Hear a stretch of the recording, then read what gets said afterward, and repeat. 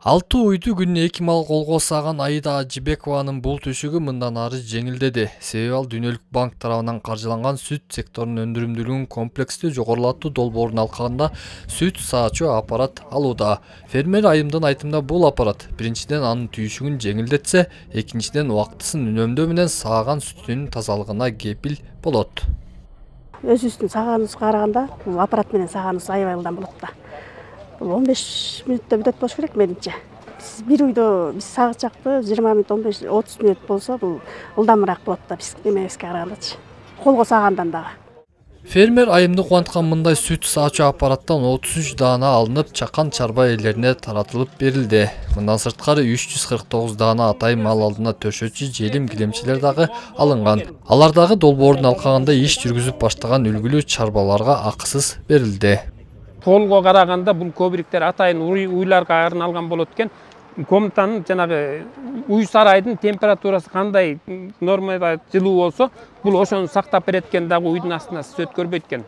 Ошондуктан экинчи траншка келгенде мага деген жанагыдай дони аппарат ал деген сунуш келген да. Мен анткен ал сунуштан отказ берип, аппарат албайм деп. Бул немеге көбүрүк алганга мүмкүнчүлүк алдым да. Себеп дегенде бул көбүрүктүн көп пайдасын көрдүм да. Бул тактайга караганда уйду кыштан аябай жакшы алып чыгат экен. Жылуулугу боюнча, анан мунун сапаттуулугу боюнча. Бул колдоо жогоруда белгиленген долбоордун алкагында жүргүзүлүүдө. Буга чейин долбоордун алкагында 10 000 фермер атайын окуудан өтүп, 3 000 уй жасалма уруктандырылып, 2 000 музу алынса, 4 000 башка чукул уй сатылып алынган. Ошондой эле лабораториялык жана сүт ташуучу жабдыктар дагы алынган.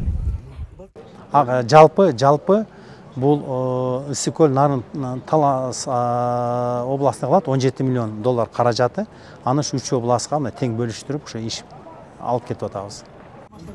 Сөз башында айтылган жабдуулар облус жана долбоор жетекчилеринин катышуусунда фермерлерге тапшырылды. Анда сүт секторунун өндүрүмдүүлүгүн мындан дагы жогорулатуу боюнча сунуш пикирлер айтылып, ал иштер облус жетекчилигинин колдоосуна алынары белгиленди.